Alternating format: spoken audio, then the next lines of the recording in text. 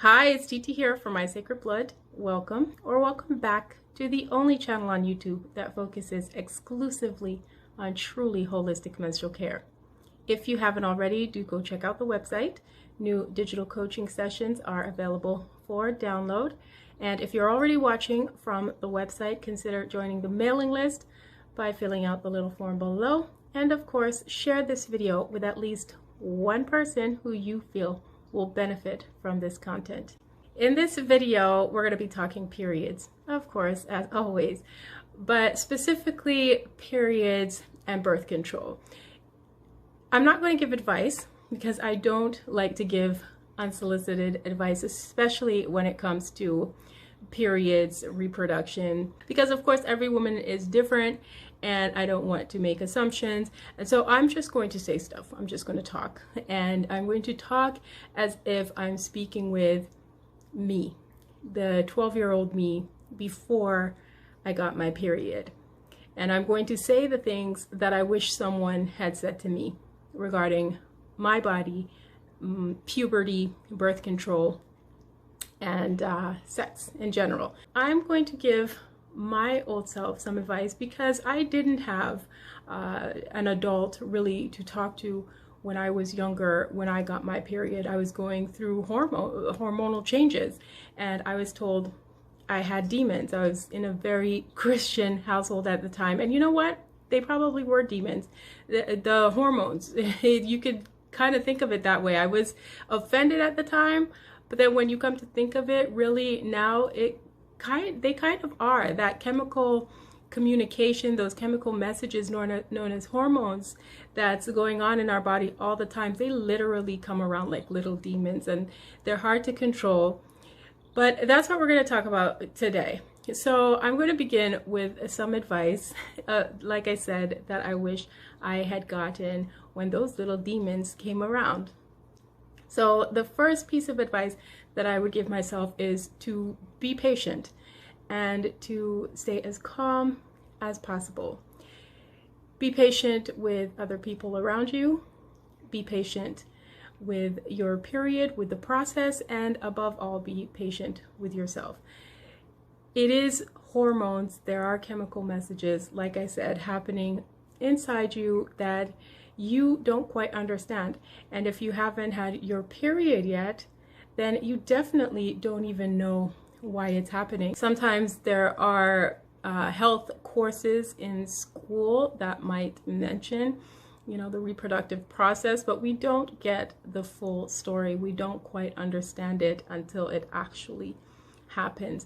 And long before you get your actual period, long before you see the blood, at least 28 days or so before that, you are already going through the follicular phase. Contrary to popular belief, the cycle begins with the follicular phase. And so your hormones, your estrogens are going to rise and fall even before you get your period. So you have this whole process going on near the beginning stages of puberty, and hormones are raging. They're out of control. Sometimes your progesterone will keep you in control, but then it'll plummet again. And all of this is happening before a young girl even gets her period. And so I would say be patient with your hormones. If you find that you're getting out of control, remind yourself that these conversations are meant to happen. They're meant to regulate your system, your reproductive system, and to be patient with it. And that brings me to advice number 2, which is to love your period.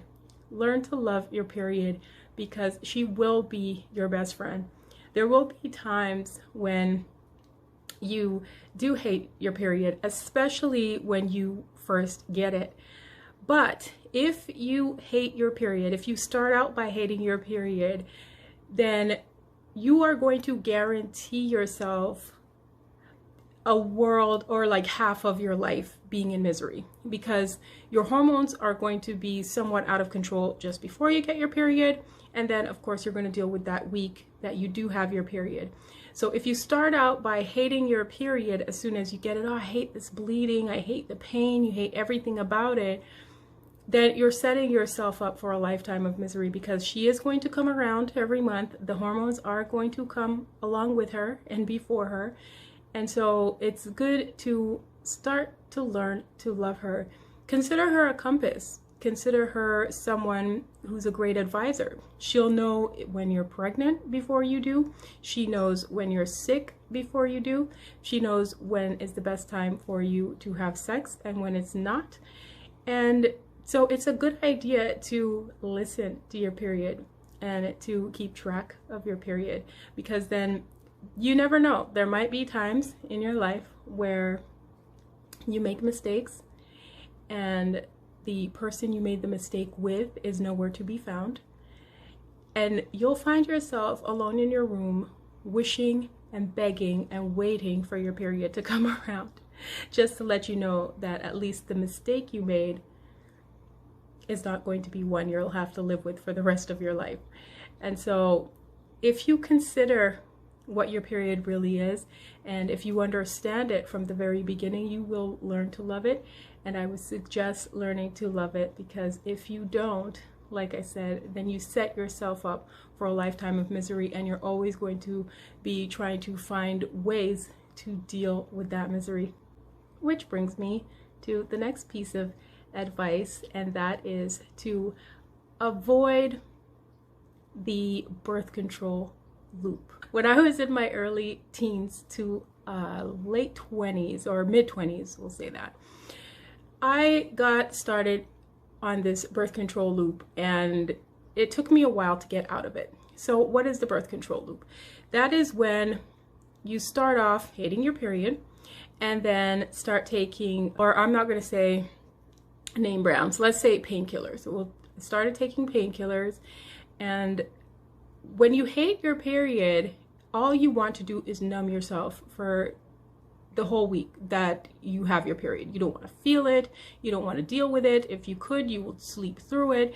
And so I found myself personally medicating or over medicating. And the more medication you take, the more painkillers you take, the more you build up a tolerance for it, and the less it starts to work. And so you need more and more and more.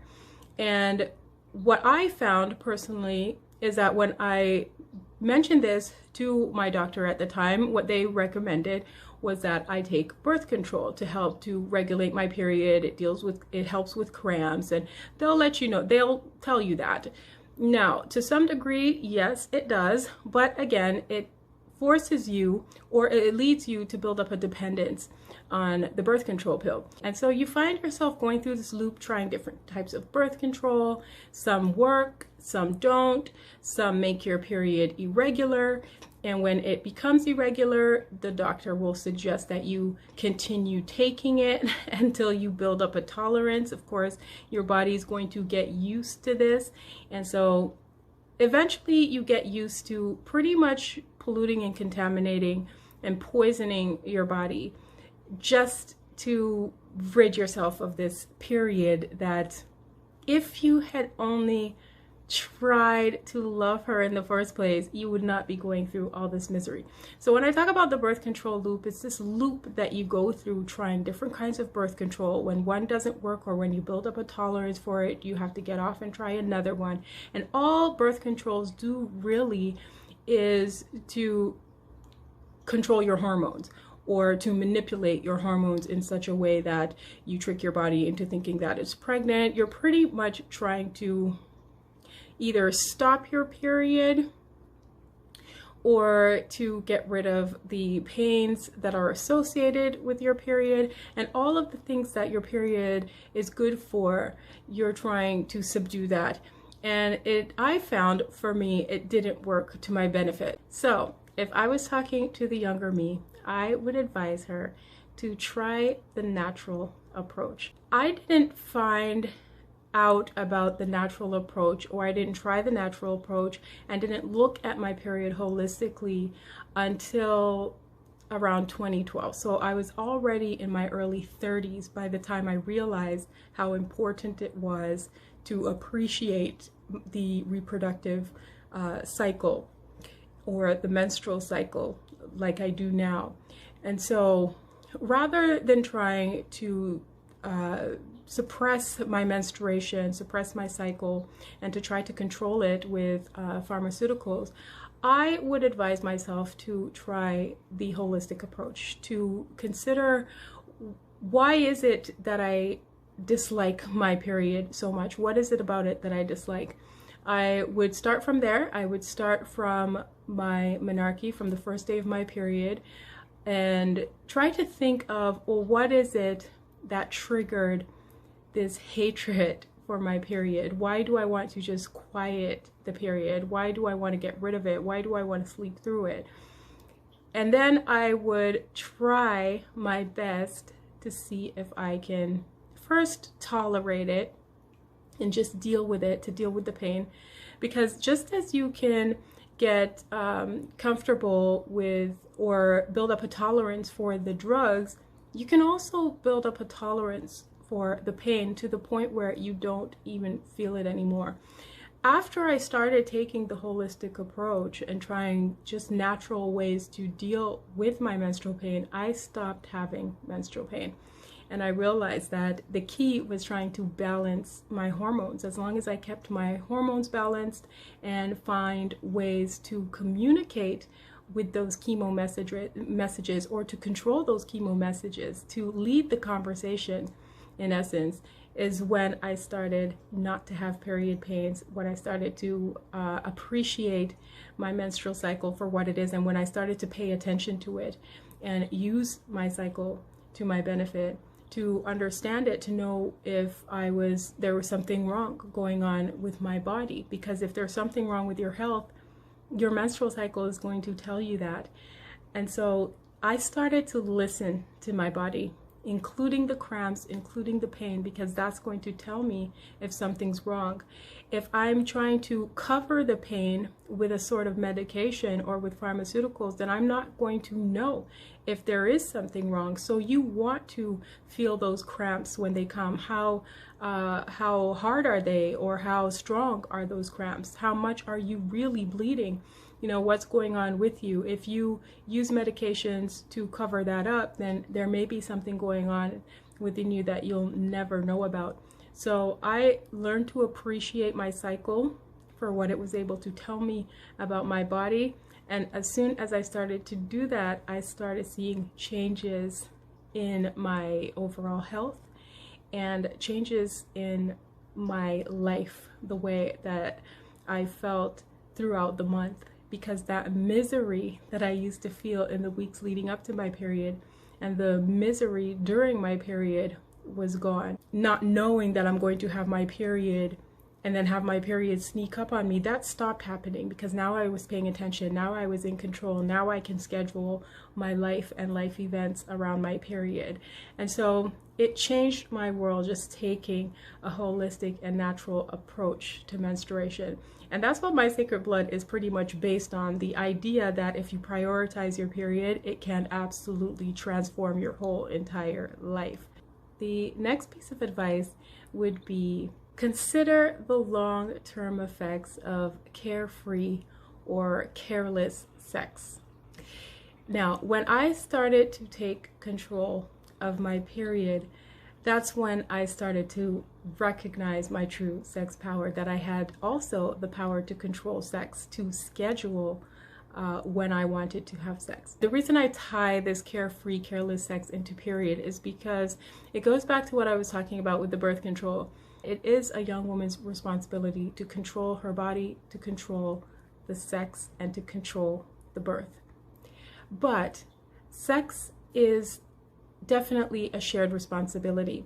And what I didn't know when I was younger is that birth control doesn't protect against STDs. The only birth control that exists right now that can protect against both STDs, STIs, sexually transmitted infections and diseases, and can be used as a birth control is the condom. So yes, you need to take responsibility when it comes to having that conversation with the person you choose to have sex with. That is your responsibility as a young woman to have this conversation with your chosen partner. And that's why I would rather just scrap the whole thing and say, you know what? We're going to go with the condom. I'm going to take control of the conversation. I'm going to make sure that I schedule my dates and events around my period. You can even schedule a date when you're on your period just to make sure you know you're not going to have sex that day. You can always use your period to your advantage. But in general, I would say be careful with the carefree sex. Birth control and contraceptives, hormonal contraceptives, is not going to protect you necessarily from everything it needs to protect you from. So don't let the conversation stop there. Don't let birth control be the be-all end-all when it comes to your sex life and to your hormones. Be very careful with that. Once again, you can use your period to your advantage and schedule your life around it. Prioritize your period as a way to control some of these things, including your sex life and birth. The final piece of advice would be to talk about it. It's important to talk about it because talking about it is going to give you more control over it. Even talking about not being in control is enough of a conversation to have, to remind yourself that at least there is something that you can do. And that something is just recognizing what you don't know. When you don't know something, the natural reflex is to try to find the answer. And so not knowing and talking about what you don't know could lead you to doing the research that you need in order to know. That said, I'm also very well aware of the fact that a lot of women, just like me, young women, don't have someone to talk with.